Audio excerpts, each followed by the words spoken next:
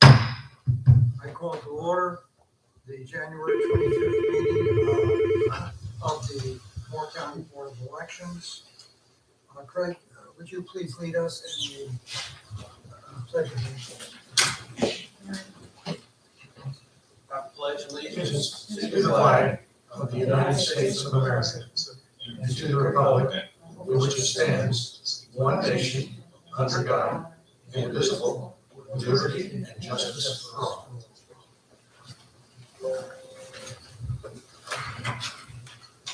If the members of the board please identify yourselves and identify whether or not there's a conflict of interest concerning the business of this committee today. Martin Carpenter, and no conflict of interest. Bill Case, no conflict. Richard Ashton, no comment. Craig Kennedy, no conflict. No comment. Charles McDonough, no conflict. Okay. Do we have any public comments? Yes, sir.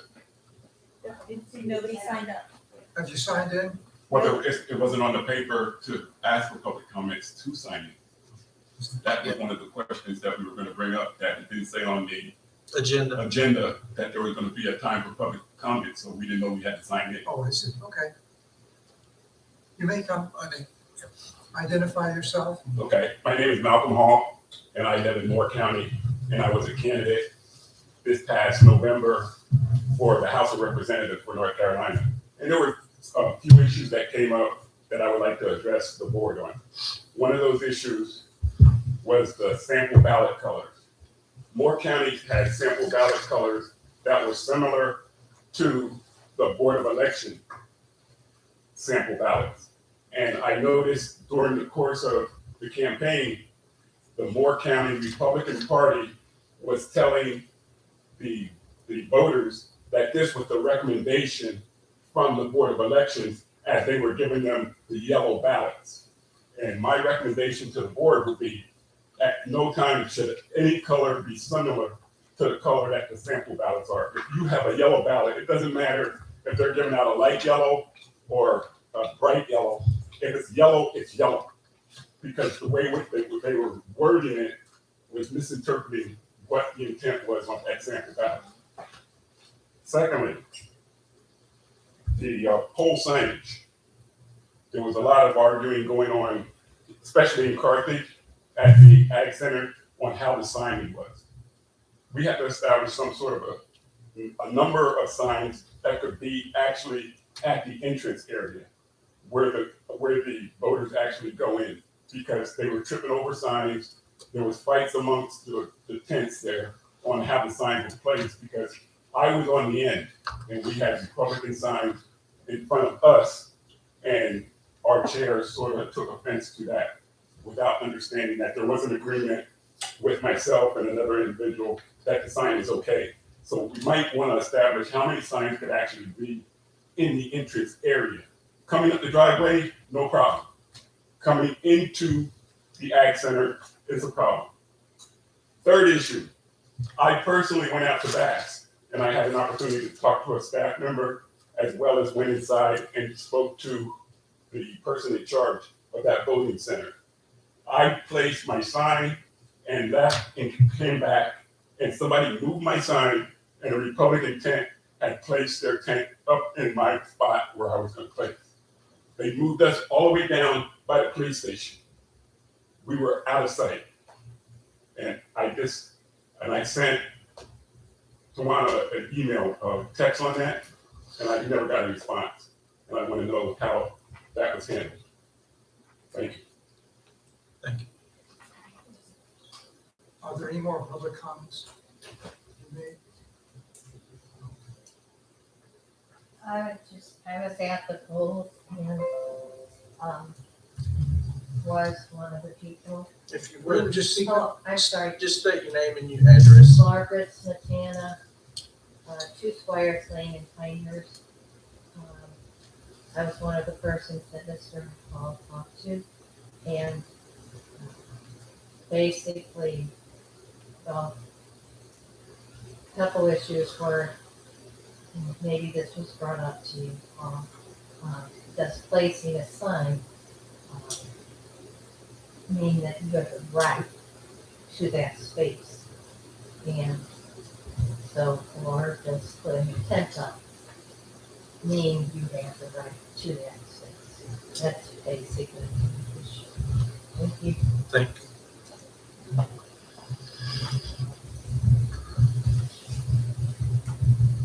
I'd just like to quickly make a comment. If either one of you would like your public comments noted in the meeting minutes, you will have to submit them in writing. We'll do so. Thank you. All right, no further public comments. We will address the business. What's the time frame? Well, they're really supposed to be submitted, so by the end of the meeting. Our public comment policy is listed right over here. I understand that, but you didn't have a public policy But agenda. it's stated right over here. It's That's not what I'm saying. It didn't say it on the list. And that's why we were going to talk about why it wasn't there to begin with. If it would have been there, we would have been able to do that. We're all through with the discussion right now about that. You can get the policy and we'll see to it that you do. Thank you. And we will be sure to have the public comments noted on our all of our agenda items. They have in the past. For some reason, they were just supposed to do it this time. Okay, old business. We had a number of minutes to review. Are there any comments, corrections, any inadvertent items left off of those minutes? Anyone want to make a comment? I thought the minutes, and particularly the reference in the August 15 meeting, which was some protracted discussion, were generally well done and complete. The only thing I would note is, it's not a big deal, but the word LEA, we're trying to say, like in the second paragraph of the August 15, R. Craig Kennedy, LEAD, that might, if it's a mineral and lead, that's the right way to spell it. But if you're talking about leading a discussion, or he led a discussion, past tense, it ought to be LED. And I only make reference to it because that the error is in several of the minutes. So I would only note that correction.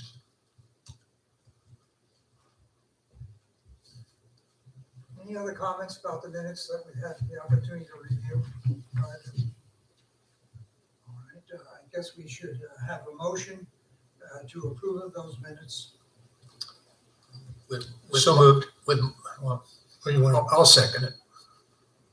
All right, we have a motion to approve. It's been seconded to approve the minutes as stated in the minutes of the agenda of today's meetings. All in favor, say aye. Aye. I'm sorry, who made the motion? Oh, okay. I needed to make. I second. Okay. We were fighting over that for a second. So Marty made the motion and Mr. K second. Yes. Okay, thank you. Okay. We will record that the minutes for the particular dates as stated in the agenda today, right? The next item on the agenda is a review of election equipment. I imagine you want to speak to us about that. Yes, sir. So in your packet, you just had an opportunity to review the equipment. They will do the live demonstration on February the 22nd. If you had any questions concerning the equipment, I was just asking the board to write those questions down and submit them to me, and then I can submit them to each of the equipment demonstrators so that they'll be able to answer those questions when we get here, when they get here. And this is going to be both the 22nd and 23rd, Yes, we sir. know? Two different ones. So Hart was gonna be the very first one on the 22nd, and Print Elect will come the next day on the 23rd. Okay. But this gives the board an opportunity to look at the equipment. If there was any questions that you had or concern, I could get those questions in writing from the board and then submit those questions to the vendors, and be able to get responses back either prior to that demonstration or when the demonstration takes place. They'll have your questions. And if anyone else may have questions, they can submit as well to them. And I understand these two vendors are the only ones that have been approved by the state board? Yes, sir, that's the only two that have been approved. I see 3 different machines. So for each vendor, they have the regular marking device and then an ADA device and then a ballot on demand device. So 'cause you have to have an ADA, American Disability device. So you should just have, so that is a separate company. So that's the regular ballot marking device. And then what about here, on these two? That's the other company. So the reds go together and the blues go together. I'm sorry about the colors, but I didn't choose that. Got it now. They were separate. It Okay, was yes, too sir. slow to figure it out. So if you have any questions, if the board could just please send those to me, give them to me, then I can get up with the vendor to let them know your questions and concerns. There are some other interesting sites on the internet where some agencies have reviewed some of these machines that I found very interesting and in 1 or 2 cases a bit provocative. So it's good to, take a look at some of the sites on the internet because it makes you a little bit more informed than just looking at new business. No, I need to make, under the new business, I need to make an amendment to add, okay? Go. Oh, so, the board, and I do apologize, so I've been doing some geocode, audits that the state sends us, and this is the paperwork that you have on your desk. And Mr. McKnight, I sent that paperwork to you via email.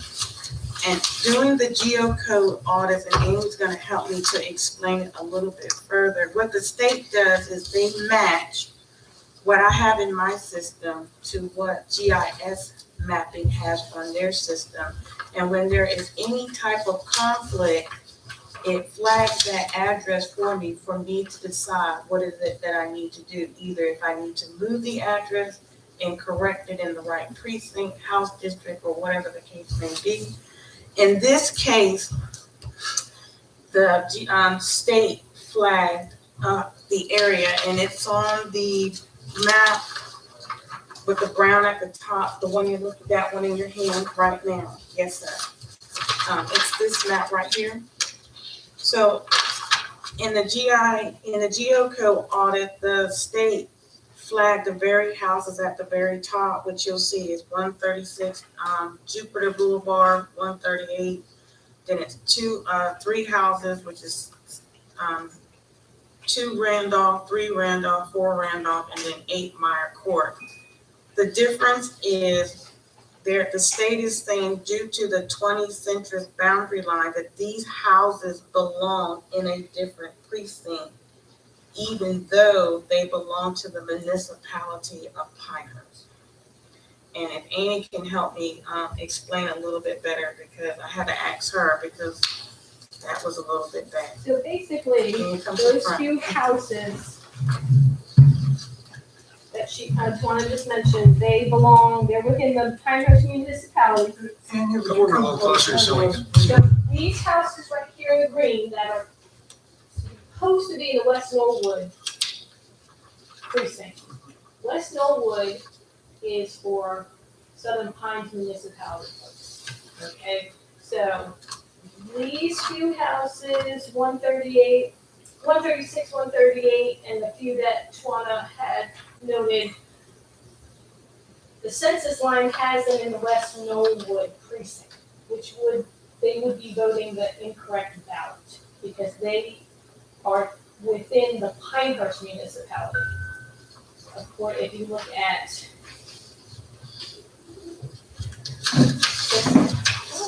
So the map that she's talking about is this map right here, and it shows clearly Pinehurst and Southern Pines distinction with the municipality line. So what we need to do is make a resolution, resolution.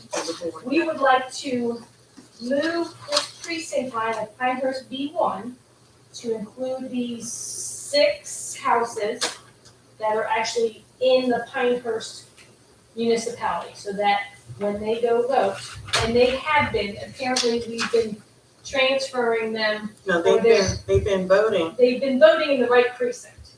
Okay, but we need to clean up, this is what they call clean up precinct lines. So when things like this come across, so we need to just move this line to include those 6 houses so that there's no conflict when the state does their audits, that they're telling us they're in the wrong precinct, but they're not.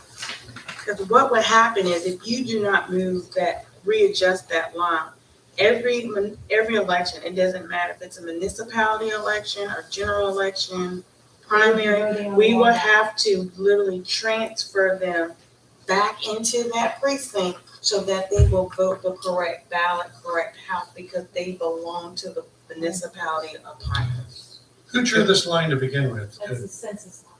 That was a 20 census line. We didn't draw the line. So on the last map, it showed how that census line was done. And instead of the census line coming down to where the municipality line was, it stopped at where the precinct line was done. So when I spoke to Neil Bador at the State Board of Election, he said it's an easy move. You just match it to the municipality line, which most census lines are supposed to be on a physical boundary line. It should never run through anything of that nature. And so we just have to move it down to keep them where they are. So am I right in saying, was it the 2022 election was the first time that these 6 homes were outside the Pinehurst related precinct? No, they've been, so in one of the houses, the state actually moved the house into that precinct in 2004.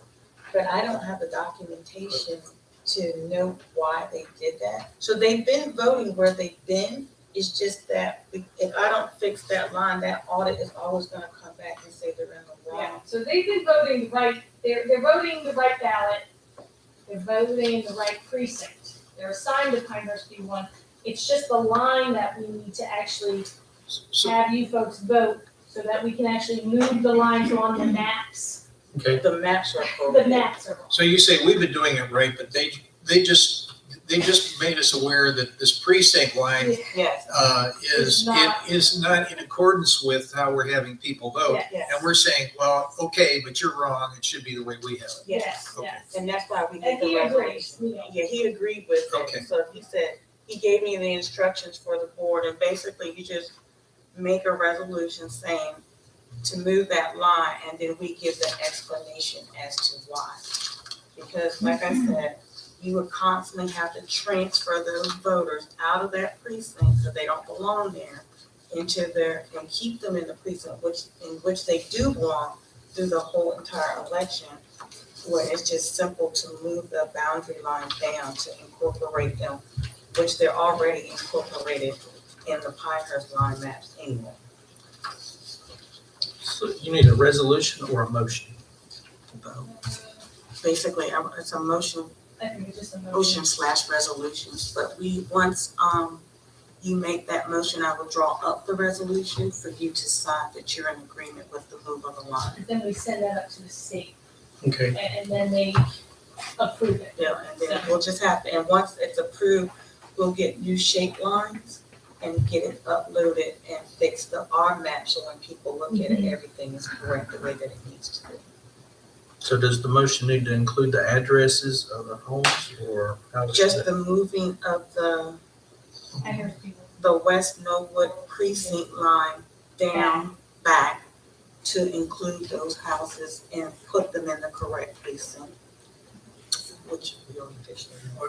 I think the question is if we're gonna form the motion, do we have to have the, Yeah, we should. rather than just saying those houses, how do we make it more specific? Well, I think it would be best if we say moving the precinct lines to match the municipality lines. The, Pinehurst municipality, Yes, okay, that would be. So that's The way, precinct lines to match the municipality lines. Oh, Pinehurst, yeah. Okay. and it'll include, so that would include the house numbers and stuff.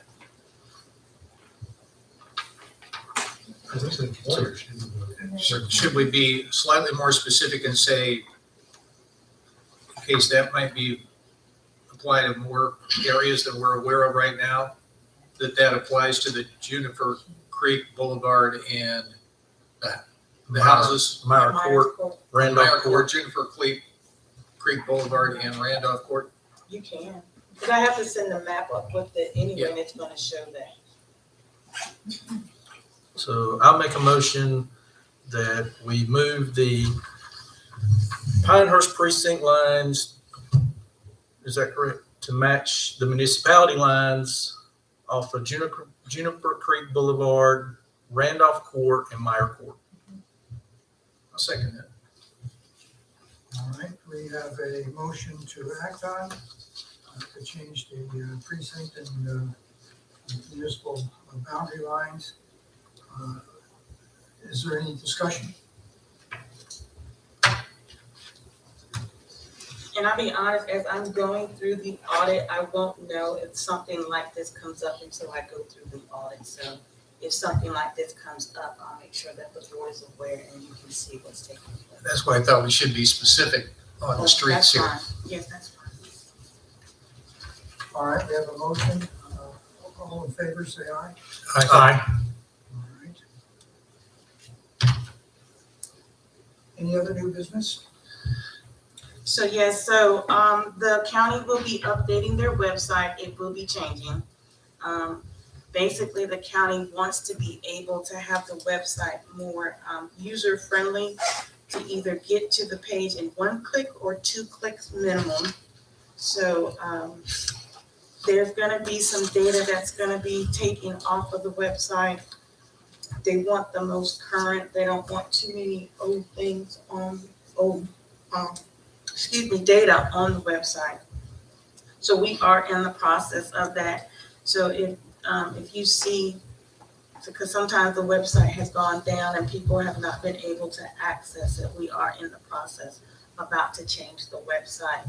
If anything else changes, like hopefully it's not going to be the way to find us, but if it changes, I'll make sure that I send that out to our Sunshine List so that they'll have the correct webpage site for the new website that the county is in the process of moving us over to. Because Okay. the thing is, when you look at our website, it's too much information, a little bit. We just want to kind of get in and get out so people can find things a little bit easier. And a lot of stuff will be directed to the state website instead of cluttering up our website as well.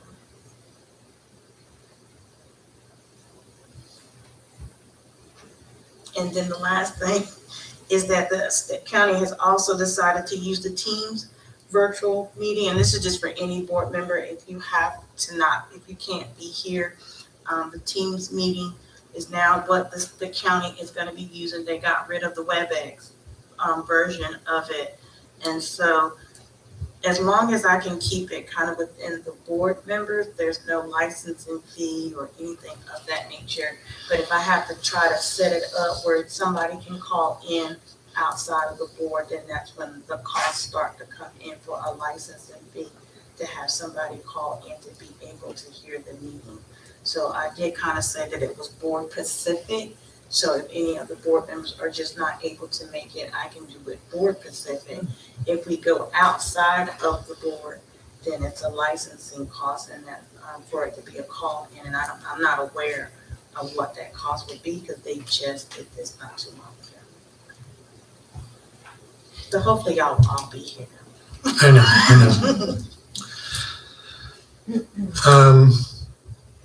I'd like to mention, since we've had two individuals bring up some issues today, and we're probably going to be talking about it at another meeting if we don't do it today, I'd like to maybe overview.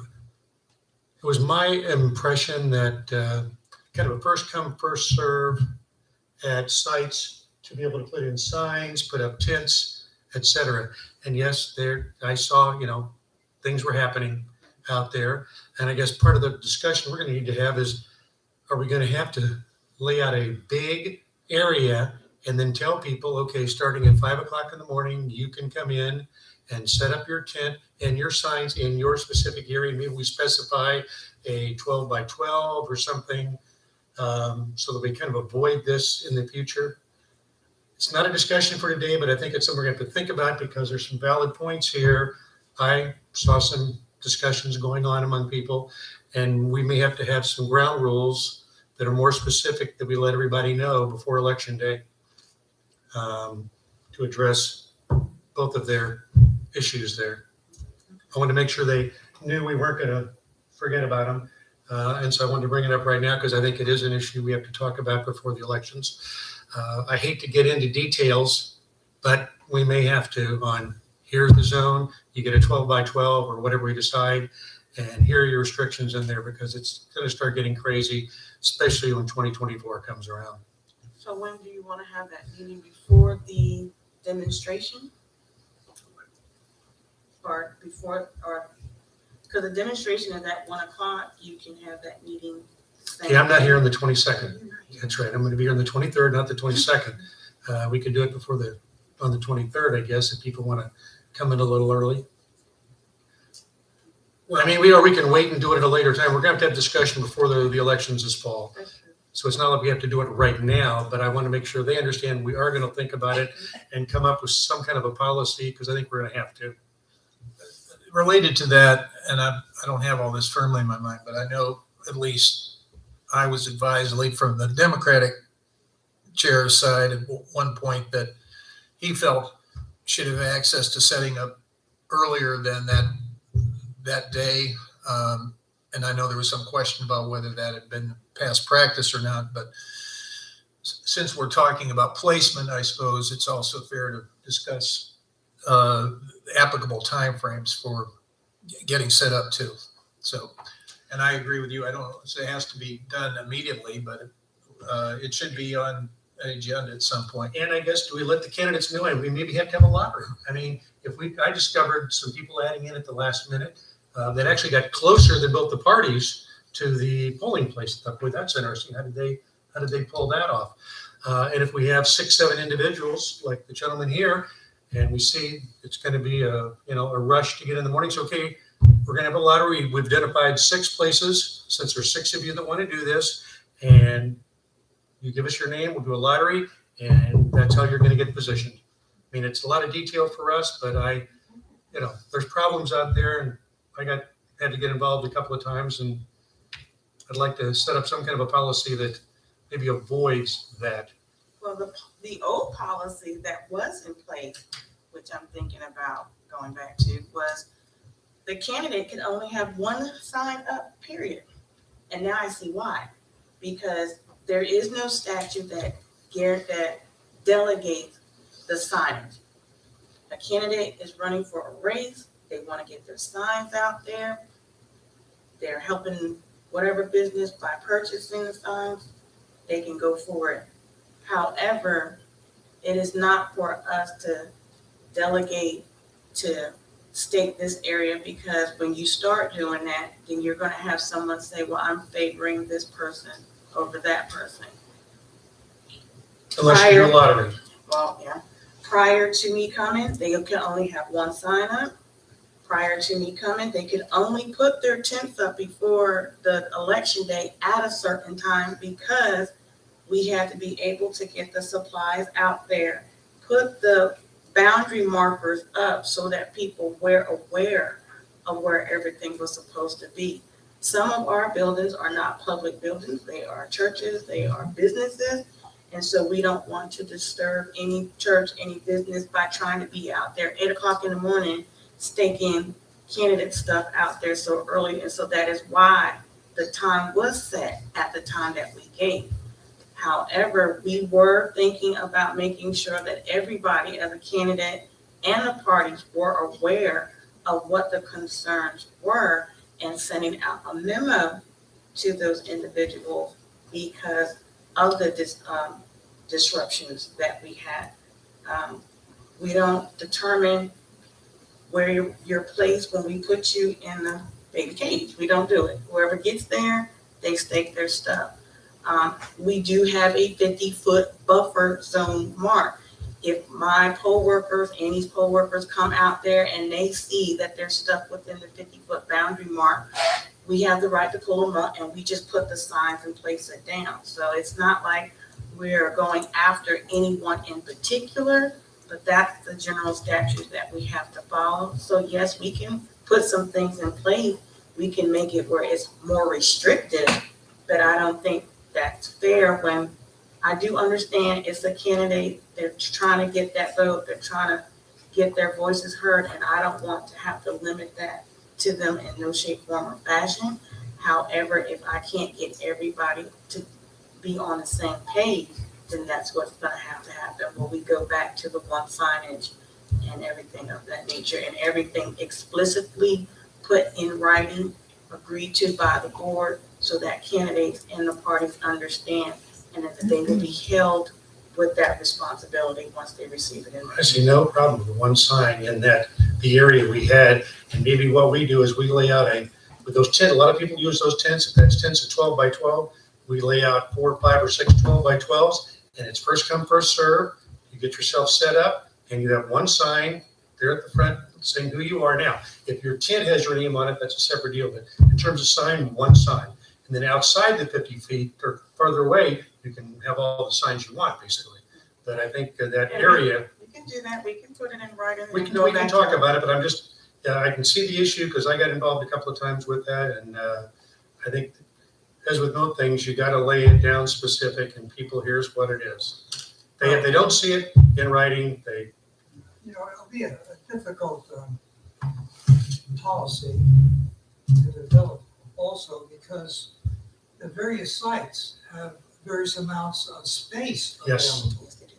And We already have those policies. Every precinct, there's a map of that location with the boundaries, and we just need to enforce that. so a uniform one would be a little bit difficult. A uniform Yeah, set of every- policies would be a little difficult to draft, but I think we can probably address that issue. Yeah, at another time. But see, here's the thing, like Vass, like Mr. Hall brought up, Vass. and Annie, I can't hear you. The Vass precinct, or, we once used it as a one-stop, has very little grass area. I mean, it doesn't have a grass area like Carthage over here. You see, so there lies the problem, which happened because there's not enough room at that particular precinct for everybody's tents versus Carthage. The area at Pinehurst was a little smaller than, I had some leeway in making this one a little bit larger to accommodate more tents. But we can't do that at every spot. Unfortunately, I can't do that at every precinct. And I think at some precincts, we don't have a designated electioneering area. Probably because of that, because there's not really space enough for everybody to fit into that one area. So basically, you would have I to think look that's at, probably why there's certain areas where there's designated, or certain precincts with designated electioneering areas, and then there's those that don't have any because there's not enough space that would be large enough to accommodate everybody. Oh, one thing I'm kind of hearing here is a absolutely uniform rule for all precincts probably isn't viable. But the other thing I'm also hearing is that there are some, what to me are a little bit amorphous rules out there that have kind of been rules of the road. And it sounds like maybe at one point we said one sign and we abandoned that. But I guess it would, be good to know, are there some general guideline rules that are in writing? Or is this all just kind of decided from election to election? I think that was the problem. It's not really, any of it's not in writing per se. Like the one sign rule, that was a rule that the former director had. Okay, But when someone would ask me, well, where is that in writing? It's not. well, So that, there's no way for me to, I can't really Well- enforce that. And that's why we because there's do- no- Well, We need to help But- you by coming up with You're something right. specific is what we need to But- do. Yes. And understanding that they're general because they won't apply to anything, but I think, You know what I'm saying? I There- think that's where I don't know that we abandoned it, but we were like, well, we don't have it in writing. You know, and some folks are like, if you don't have it in writing, then it doesn't mean I have to follow it. Yeah. And you see what I'm saying? So it was like, well, we don't have it in writing, so it's not a general statute, it was just something. To kind of keep the chaos Well- down. Yeah. well, let me ask you this. Would it make sense, since you're the one, you're on the ground and seeing all these things, to take this discussion that we've had and say, all right, are there 7 or 8 principles of laying out space that ought to be applied, so at least we have some general principles? The one sign might be one of them. But so then at least there's some general principles to follow. They may not cover every instance, but I think this discussion tells me that there's nothing rather concrete in our discussion. That may lead to situations like Mr. Hall describes. And maybe it would help, maybe not, but we have maybe have the staff consider those things. And it doesn't have to be 50 pages of stuff. It might be just 7 or 8 ideas. And then have us consider that. And you all kind of have to do the enforcement, or you have to answer the questions on why it is the way it is. And so if you can kind of give us the guidelines you think are workable, and then we can review them. If we agree with you, then we can put it formal. I just think we're going to have to get to that point. I'm just really concerned. Municipal is going to be a warm up for 2024. I think the cardinal principle of any policy is voter access, not having necessarily space for the parties to demonstrate whatever they want to in terms of their signage and their handouts and things of that nature. The majority of people who come to vote have already decided where they're going to vote, who they're going to vote for. The other stuff is just icing on the cake as you walk through that Maze. that's a good. Interestingly enough, we had a lot of individuals this time that set up, separate and distinct from the parties. Individuals setting up with their own tents, space, and so it isn't just a party issue at this I point. just want Yeah, to reinforce the fact, it's the voter we're concerned about, not the individual parties displaying their wares, okay?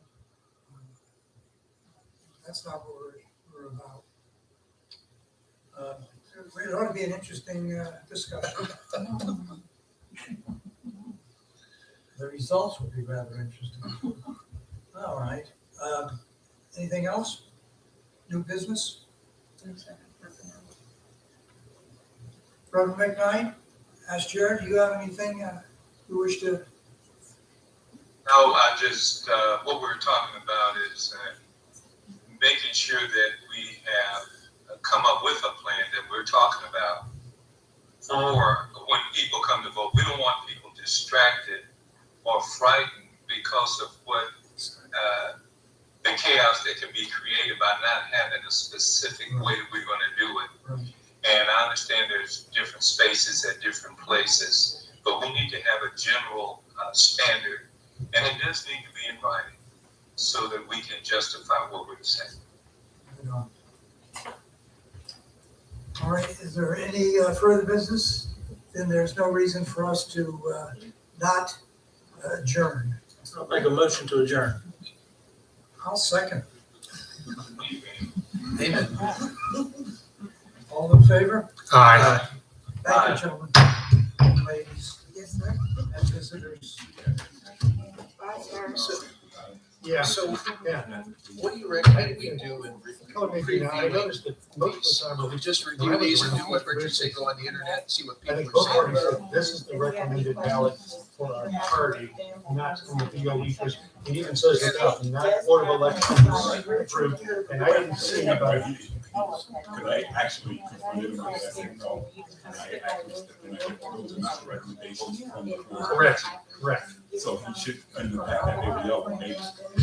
So that's so that we can kind of talk about what the And sample are you is. in touch with other counties in that, to see their experience? If you could share that with us as well. but, I made an attempt The white because, ink corresponded with the white ballot they were actually getting. Chatham. So the questions, we have to specify Republicans red, Democrats blue, and the Board of Election sample ballot is another color.